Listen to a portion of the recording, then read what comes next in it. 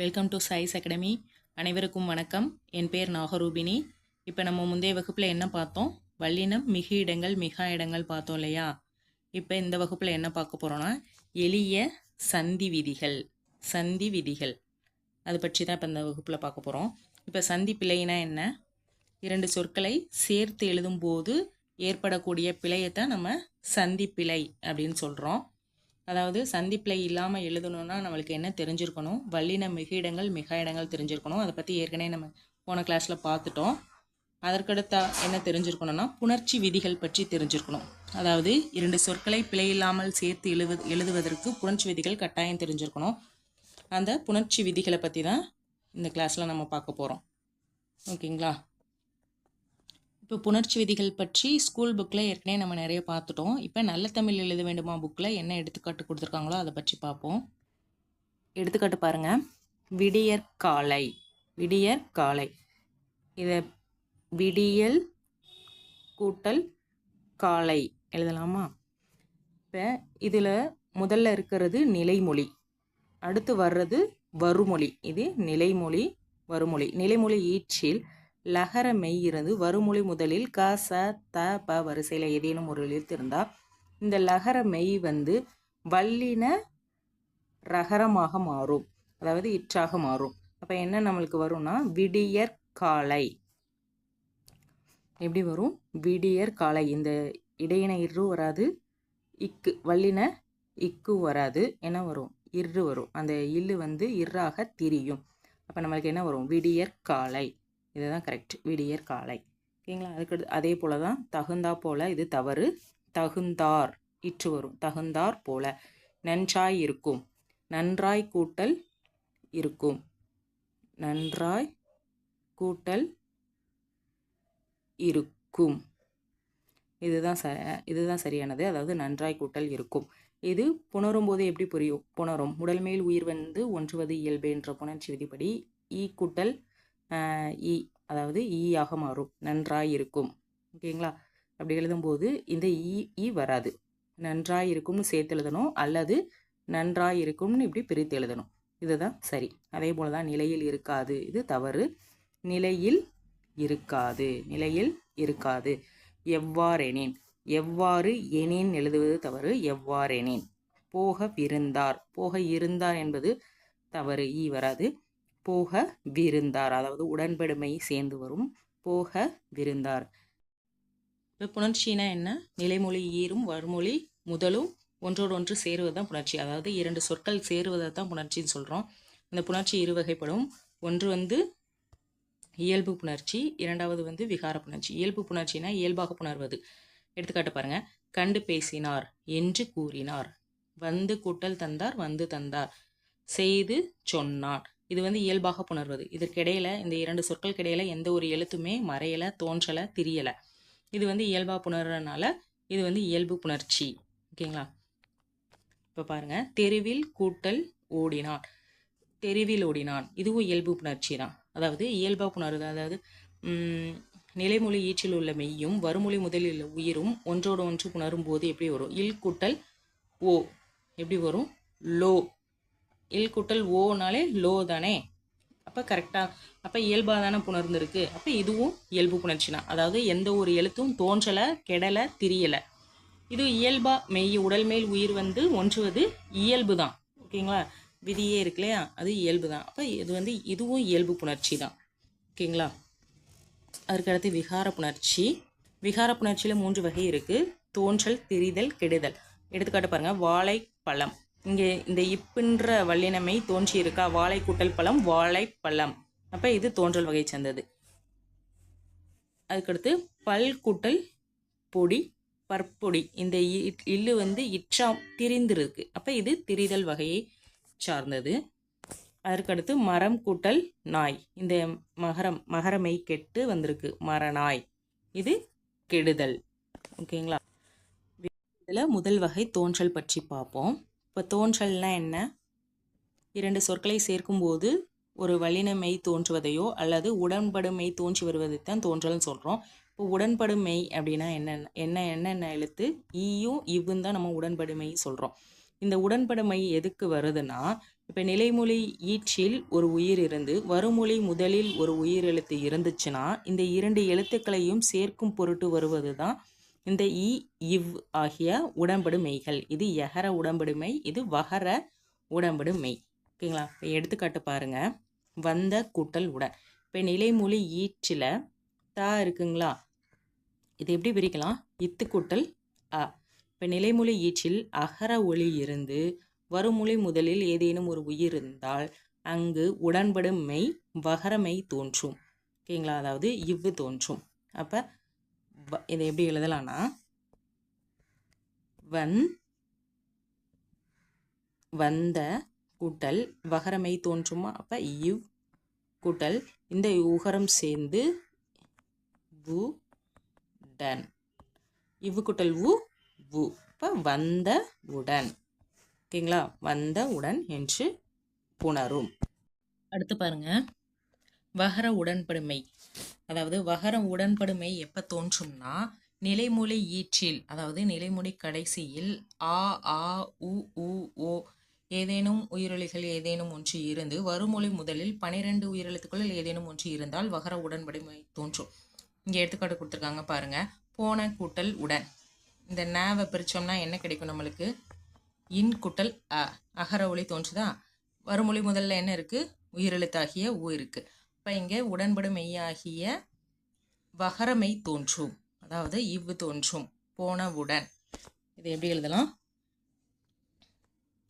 போன கூட்டல் இவ்வு கூட்டல்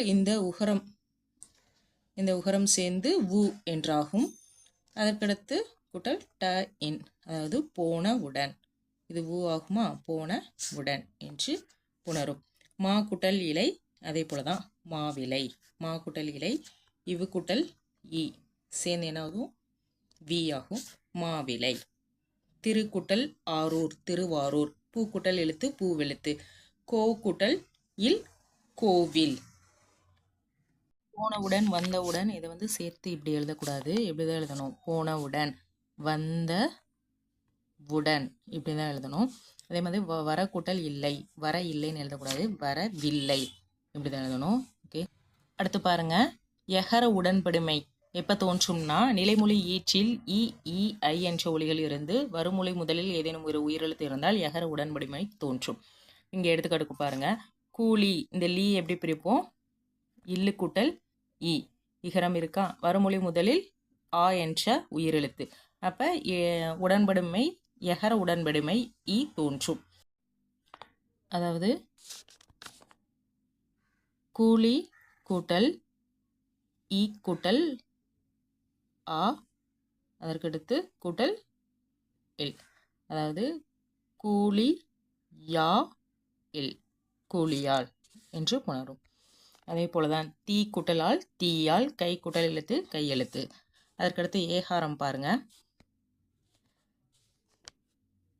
ஏ முன் பெயர் சொல்லாக இருந்து, அதாவது நிலைமொழி ஈற்றில் ஏகாரம் வந்து ஏ முன், அதாவது வருமொழி முதலில் பெயர் சொல்லாக இருந்தார் வகர உடன்படுமையும், அதே இது இடைச்சொல்லாக இருந்தால் யகர உடன்படுமையும் தோன்றும்.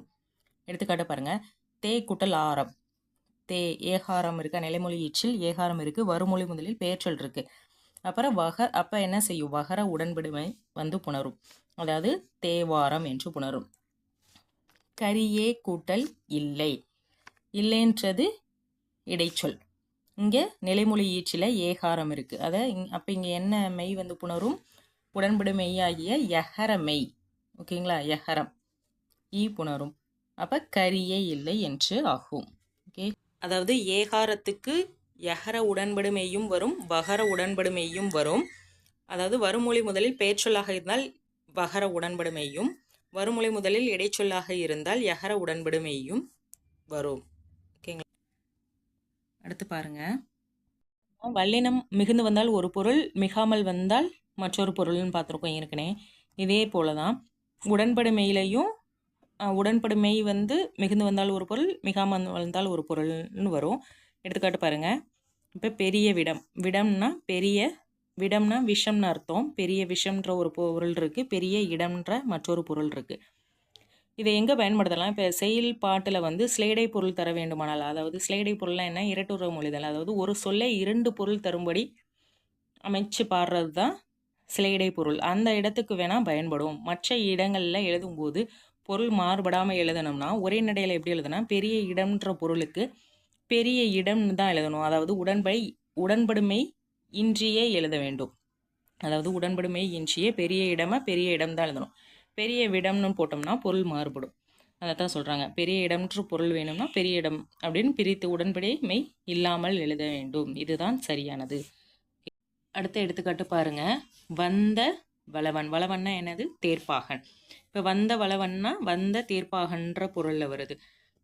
வளவன் அளவன்ற ஒரு சொல்லுக்கு அளவன்ற சொல்லுக்கு நன்றுன்ற ஒரு பொருள் இருக்கு. இது வந்த கூட்டல் அளவன். வந்த கூட்டன் அளவன். இதில் உடன்படுமை பெற்று வந்துச்சுன்னா வந்த வளவன் என்றே புணரும். அதற்கு வந்த தேர்ப்பாகன் என்று மாற்று பொருள்படும்.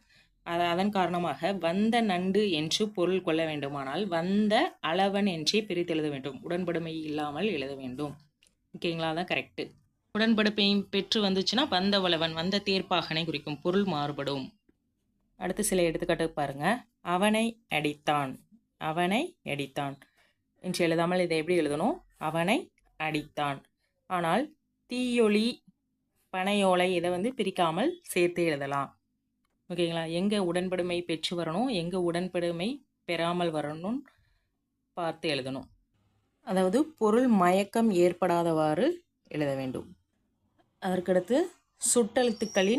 சுட்டெழுத்துக்களின் முன்னும் யகர வினாவின் முன்னும் உடன்படுமை அமைவதை பார்ப்போம்.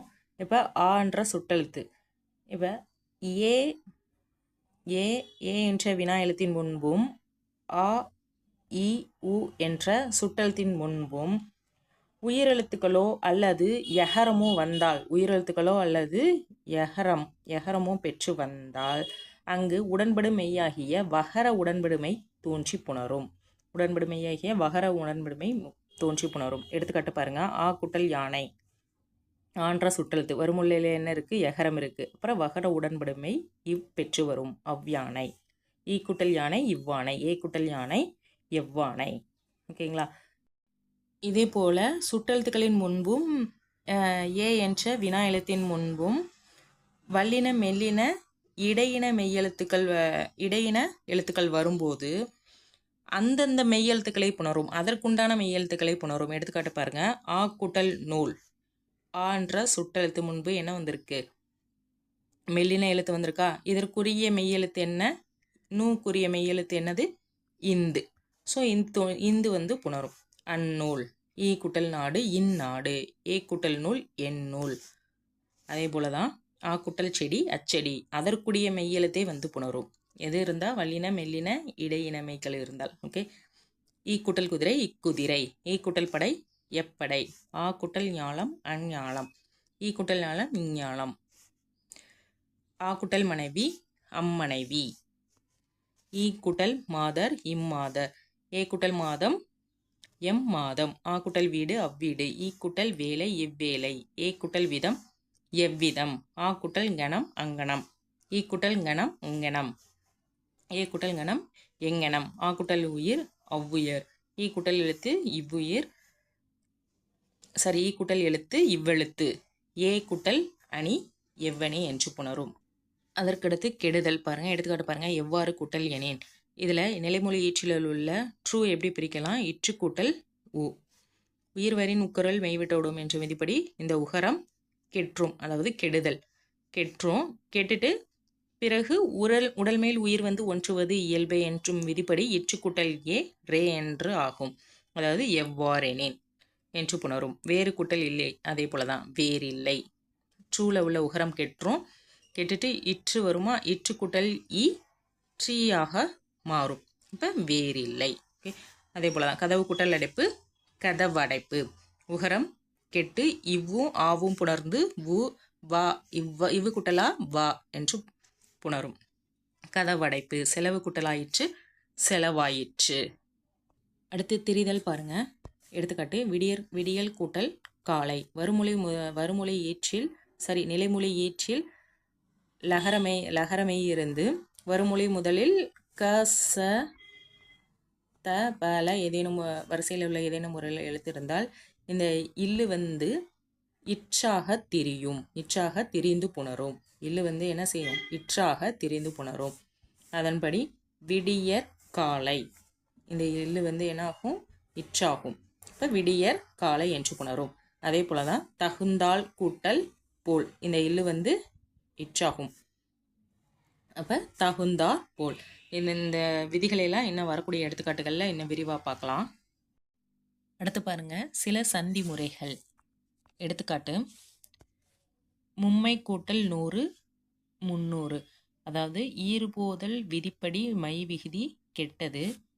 இந்த மகரம் வந்து நகரமாக புணர்ந்தது, நகரமாக புணர்ந்தது இந்துன்னு மாறும். அப்போ 300. மும்மை கூட்டல் 100 300, மும்மை கூட்டல் 100 300. கண்டால் கூட்டல் போல். இப்போ இந்த லகரத்துக்கு முன்பு க ச த ப வரிசையில் ஏதேனும் ஒரு எழுத்து இருந்தால், இங்கே போ இருக்குது, ஏதேனும் ஒரு எழுத்து இருந்தால் இந்த நிலைமொழி ஈற்றிலுள்ள லகரம் ரகரமாக திரியும், இற்றாக மாறும். அப்போ என்ன வரும்? கண்டார் போல். அதே போல தான் உய்த்துணரல் கூட்டல் பாலது, உய்த்துணரற் பாலது. இந்த லகரம் வந்து ரகரமாக திரியும். விடியல் கூட்டல் காலம், அதே தான், இந்த லகரம் ரகரமாக தெரியும், இற்று வரும். விடியற் காலம். முதல் கூட்டல் நூல், முதல் நூல். இதில் முதல்ல உள்ள ஈற்றில் உள்ள லகரமை கெட்டு இந்த நகரம் நகரமாக தெரியும், அதாவது முதல் நூல் என்று புணரும். அடுத்து முன்கூட்டல் நிலைமை. இப்போ இதில் முன் உள்ள இந்த ந ஆனது நகரமாக தெரியும். இந்த அப்போ நீ என்னது? நீ ஆகும். முன் நிலைமை. இந்த நீ வந்து நீயாக மாறும். அப்போ முன்னிலைமை. நல் கூட்டல் நடத்தை நன்னடத்தை. இந்த லகரத்துக்கு முன் ஈற்றில் உள்ள இந்த குண்டு லகரத்துக்கு முன் நகரம் வந்துச்சுன்னா இந்த நகரமானது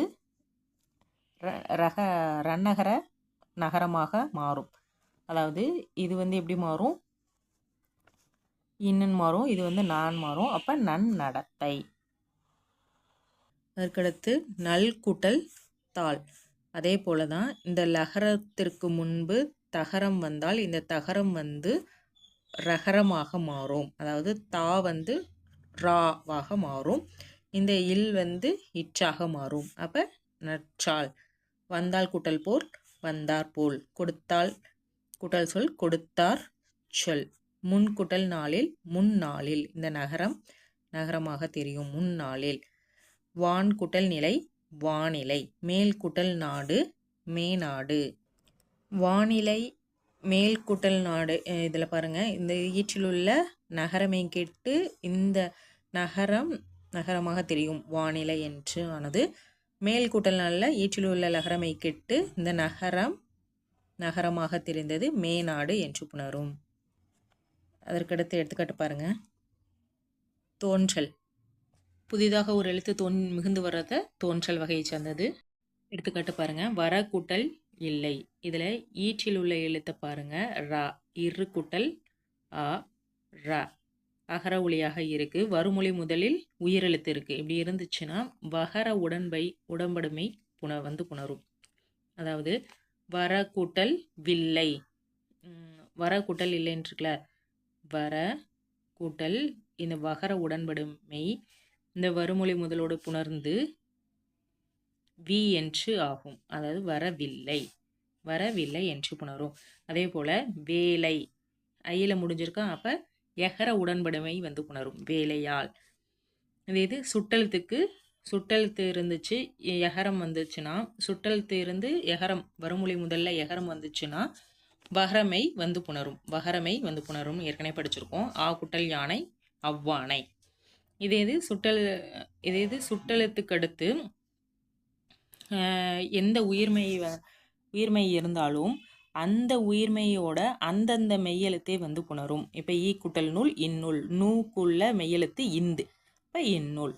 ஏ கூட்டல் வாள் எவ்வாள், ஆ கூட்டல் கடல் அக்கடல், ஈ கூட்டல் படம் இப்படம். இந்த பாக்குள்ள அதே மெய்யெழுத்து தான், அதாவது இப்ப. ஓகே. ஏ கூட்டல் சங்கு எச்சங்கு, ஆ கூட்டல் ஞாலம் அஞ்ஞாலம், ஈ கூட்டல் மாடு இம்மாடு, ஏ கூட்டல் கணம் எங்கனம், ஆ கூட்டல் உணவு அவ்வுணவு, ஏ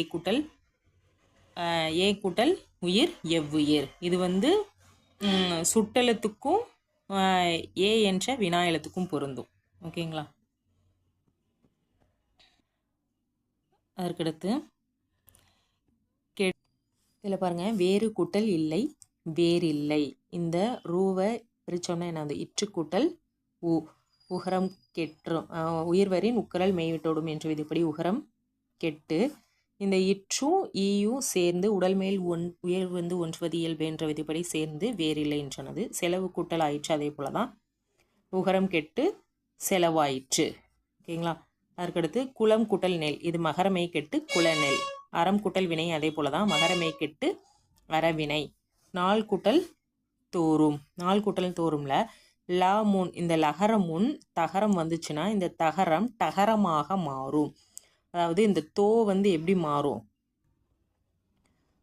டோ அப்படின்னு மாறும். இந்த லகரமை கெட்டு இந்த தோ வந்து டோவாக மாறும். அப்போ நாடோறும். அவர்கள் கூட்டல் தாம், இதுவும் அதே போல தான். இந்த லகரமை கெட்டு இந்த தா வந்து டாவாக மாறும். அப்போ அவர் கடாம். ஓகேங்களா.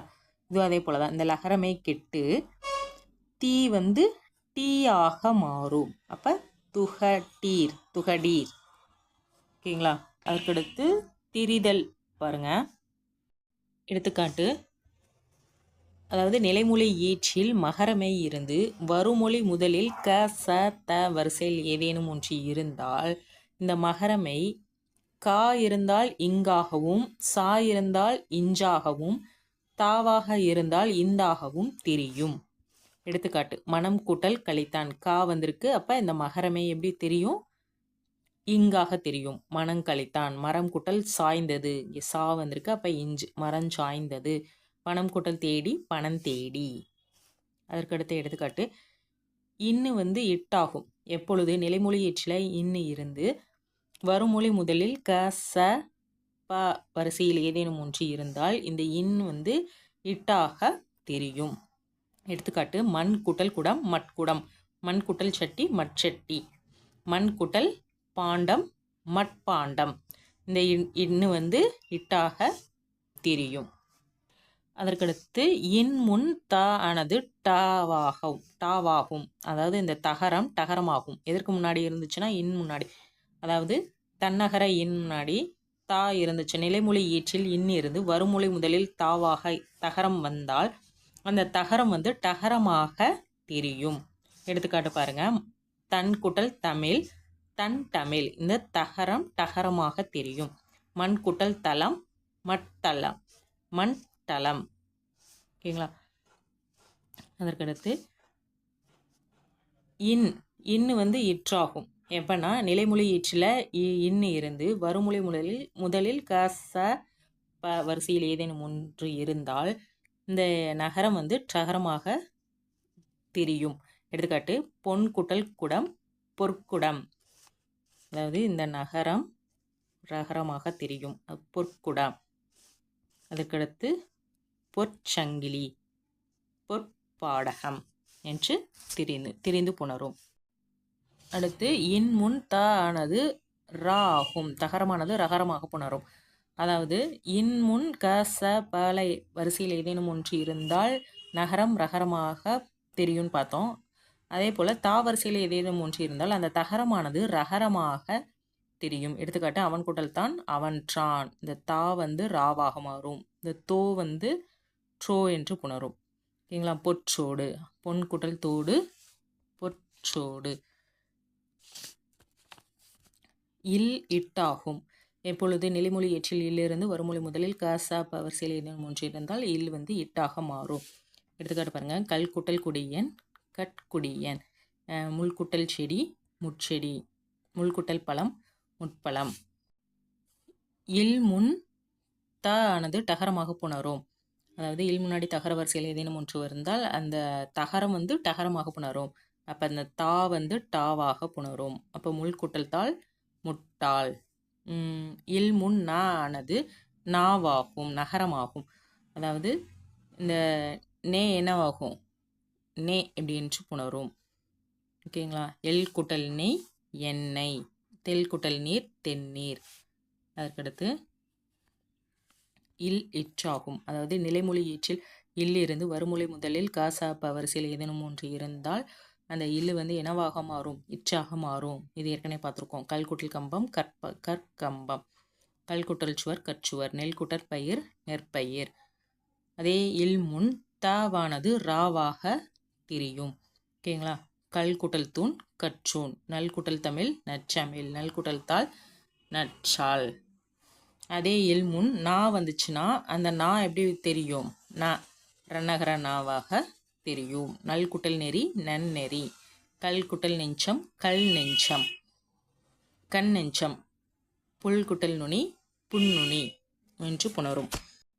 அடுத்து மாமுன் இல் வந்தால், இந்த மாமுன் இல் வந்தால் இந்த லகரம் வந்து நகரமாக தெரியும். அதாவது மேல் குட்டல் மேல் மேன் மேல், கல் குட்டல் மனம் என்னது கண் மனம் என்று புணரும். அதே போல தான் மாமுன் இல்லானது இன்னாக தெரியும். நாள் குட்டல் மலர் நான் மலர், இந்த இன் வந்து இல்லாக தெரியும்.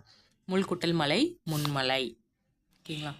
அதற்கு அடுத்த எடுத்துக்காட்டு, இன் முன் நா ஆனது நாக மாறும். அதாவது இன் முன்னாடி நான் இருந்துச்சுன்னா, அதாவது நிலைமொழி எச்சில் இன் இருந்து வருமொழி முதலில் நான் இருந்துச்சுன்னா இந்த நகரம் வந்து நகரமாக தெரியும்.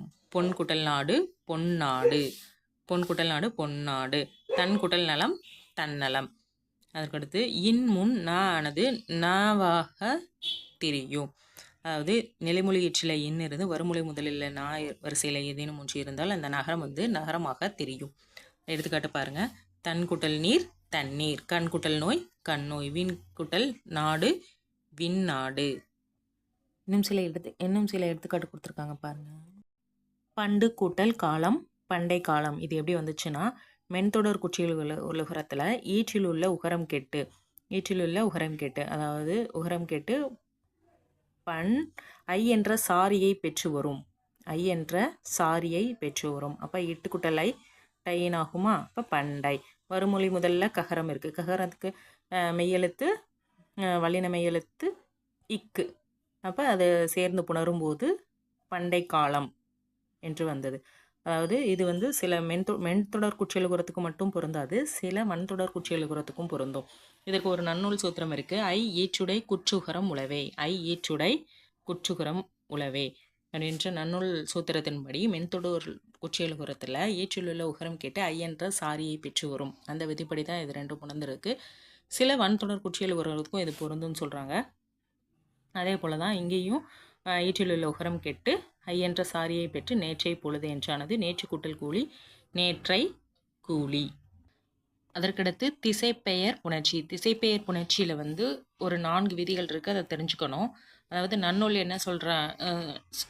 என்ன சொல்கிறாங்கன்னா, திசையோடு திசையும் பிறவும் சேரின், திசையோடு திசையினாலும் இல்லை பிற சொற்களோ சேரின் நிலையீற்று உயிர்மை கவ்வொற்று நீங்களும். நிலையீற்றில் இருக்கக்கூடிய நிலைமொழி ஈற்றில் இருக்கக்கூடிய உயிர்மையும் கவ்வொற்று நீங்களும் ரகரம் ந ல வா தெரிதலும் மாம்பிற. அதாவது ரகரம் வந்து எப்படி தெரியுமா, நகரமாகவும் லகரமாகவும் திரியும் அப்படின்னு சொல்கிறாங்க. அதற்கடுத்து இன்னொரு விதி இருக்குது. நிலைமொழி ஈற்றிலுள்ள லகரம் இருந்துச்சுன்னா இந்த லகரத்தில் உள்ள அகர உயிர் நீங்கி முதல் எழுத்து, இதில் உள்ள முதல் எழுத்து நீண்டு ஒலிக்கிறது. இப்போ எடுத்துக்காட்டு பார்ப்போம், ஒன்று பார்ப்போம், புரிஞ்சிடும்.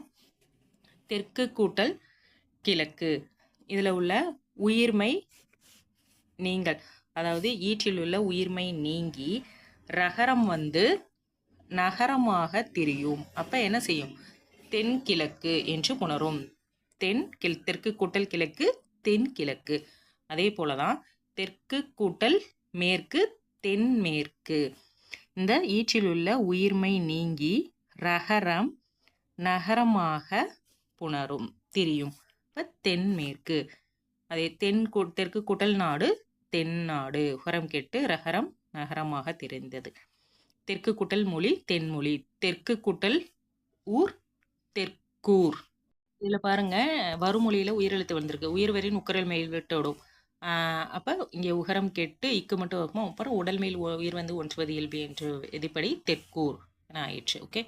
அதற்கடுத்து மேற்கு கூட்டல் காற்று மேல் காற்று. உயிர்மை ஈற்றில் உள்ள உயிர்மை கெட்டு இந்த ரகரம் வந்து லகரமாக தெரிந்தது. மேல் காற்று என ஆயிடுச்சு. மேற்கு கூட்டல் கடல் மேல் கடல். மேற்கு கூட்டல் ஊர் மேலூர். கிழக்கு கூட்டல் காற்று கீழ்காட்டு. இது எப்படின்னா ஈற்றில் உள்ள உயிர்மையும் கவ்வொற்றும் நீங்கி இந்த லகரத்தில் உள்ள அகர ஒலி நீங்கி மெய்யெழுத்து மட்டும் இருக்கும். அதாவது கில் என்று இருக்கும். இதில் முதல் எழுத்து நீண்டு ஒலிக்கும். முதல் எழுத்து நீண்டு கீழ் என்று ஆனது.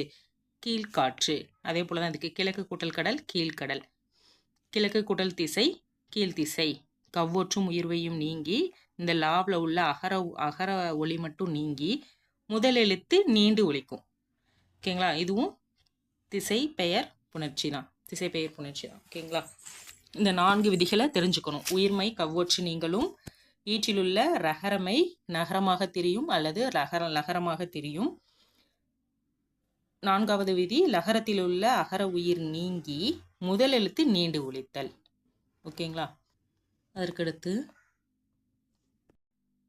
இதில் பாருங்க நிலைமொழி ஈற்றிலுள்ள உயிர்மையும் கவ்வொற்றும் நீங்கி புணர்ந்திருக்கு.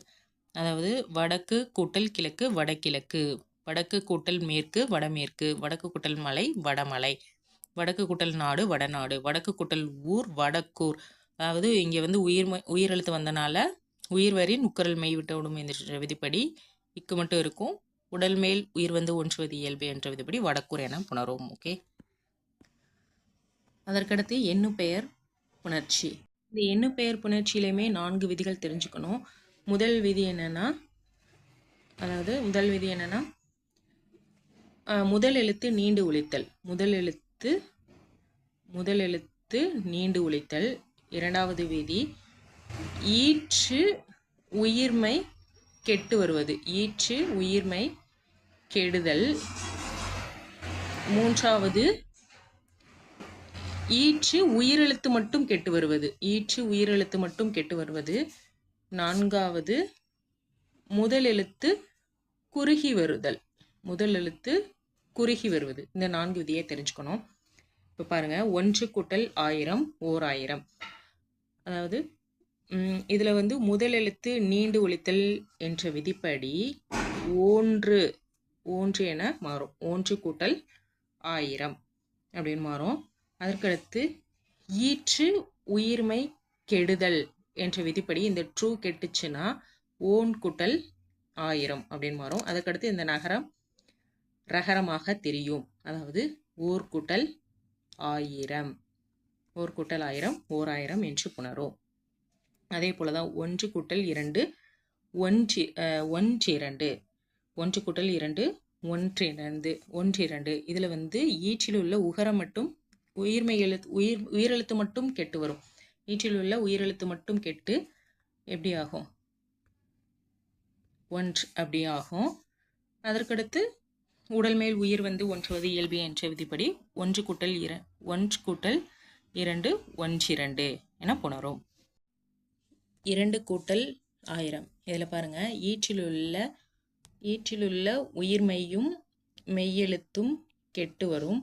அதாவது இர அப்படின்னு ஆகும். இதில் முதல் எழுத்து நீண்டு ஒலித்து ஈர ஆகும். இந்த ரகரத்தில் உள்ள உயிரெழுத்து மட்டும் கெட்டு, அதாவது ஆ மட்டும் கெட்டு இர்ராகும். ஈர்குட்டல் 1000. ஈர்குட்டல் 1000 ஈராயிரம் என்று புணரும். அடுத்து 20 கூட்டல் 3 23. அதாவது 20 50 60 அப்படி வந்து வருமொழியில் ஏதேனும் ஒரு எண்ணு பெயர் வந்துச்சுன்னா இந்த 10 என்பது 10 என புணரும். அதுபோல் 20 கூட்டல் 3 23. 50 கூட்டல் 3 53 என புணரும். ஓகே. மூன்று கூட்டல் 1000 3000. 1 கூட்டல் 1000 சொன்னோம் இல்லையா, அதே விதி தான். 3 கூட்டல் 1000 3000. 3 கூட்டல் உலகு மூவுலகு. 3 கூட்டல் காலம் முக்காலம். இதில் வந்து 4வது விதி, அதாவது முதல் எழுத்து குறுகி ஒலித்தல். முதல் எழுத்து குறுகி ஒலித்தல். முதல் எழுத்து குறுகி ஒலித்தல் மூலம் 3 கூட்டல் காலம் என்று ஆகும். அதில் உள்ள ஈற்றில் உள்ள உயிர்மெய்யும் மெய்யெழுத்தும் கெட்டு மூக்கூட்டல் காலம் என்றாகும். இந்த ககரத்துக்கு ஏற்ற வல்லினமை இக்கு வந்து மிகுந்து புணரும் போது முக்காலம் என ஆயிற்று. 3 கூட்டல் 100 300 ஏற்கனவே பார்த்துருக்கோம். 3 கூட்டல் வட்டி மூவட்டி. முதல் எழுத்து குறுகி ஒலித்தல் மூவட்டி, அதாவது முதல் எழுத்து குறுகி ஒலித்தல் மூ அப்படின்றாகும். இந்த ஈற்றில் உள்ள உயிர்மெய்யும் மெய்யெழுத்தும் கெட்டு மூ கூட்டல் வட்டினாகும். இந்த வகரத்துக்கு உண்டான மெய்யெழுத்து இவ்வு புணர்ந்து ஒலிக்கும் போது மூவட்டி என்றாகும். 4 கூட்டல் 1000 4000. 4 கூட்டல் 100 400. 4 கூட்டல் வகை 4 வகை. 4 கூட்டல் வகை 4 வகை, அதாவது ஈற்றில் உள்ள உயிர்மை கெட்டு இந்த நகரம் லகரமாக தெரியும். ஓகே, நகரம் லகரமாக தெரிந்து 4 வகை. 4 கூட்டல் கவி நாற்கவி. ஈற்றிலுள்ள உயிர்மை கெட்டு இங்கே வருமொழி முதல்ல ககரம் வந்திருக்கனால இந்த நகரம் ரகரமாக தெரியும். இப்போ நாற்கவி என ஆயிடுச்சு. 4 கூட்டல் மணி நான்மணி. இந்த உயிர்மை மட்டும் கெட்டு அப்படியே புணர்ந்து நான்மணி என்றானது. 5 கூட்டல் 3 3. 5 கூட்டல் பால் ஐம்பால். இதுவும் அதே போல தான். ஈற்றில் உள்ள உயிர்மை எழுத்து கெட்டு இந்த நகரம் மகரமை வந்து இந்த நகரமையும் கெட்டு மகரமை வந்து புணரும் போது 3 ஐம்பால் என ஆயிற்று. 5 கூட்டல் 1000 5000.